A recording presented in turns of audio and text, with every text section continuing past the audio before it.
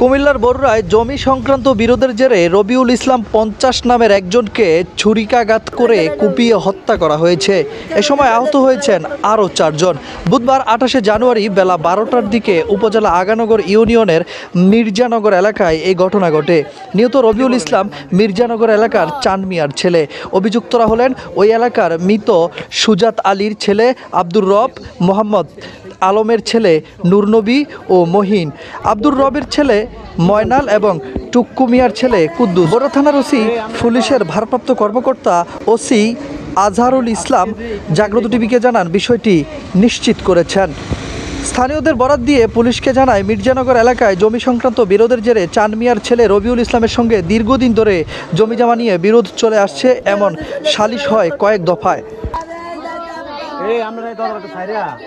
হে দোয়ানো গেছে, হে দোয়ানো 3-4 মাস যায় না, হে মাইদের সঙ্গে পরে আবার কিনি হে দোয়ানো গেছে চায়ের লেগে। এবার রব যে হেবড়া ধরছে দইরা হেবড়ারে মারছে।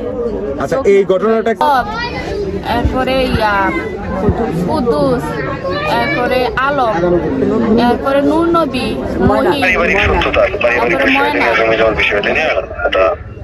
আজকে সকালে চায়ের দোকানে ভিকটিম টাকাইতেছিল, অনলাইন সেখানে তাদেরকে অতর্কিত হামলা করছে। হামলা কি দেশীয় অস্ত্র দিয়ে পিটিয়ে করছে নাকি ছুরি টুরি দিয়ে?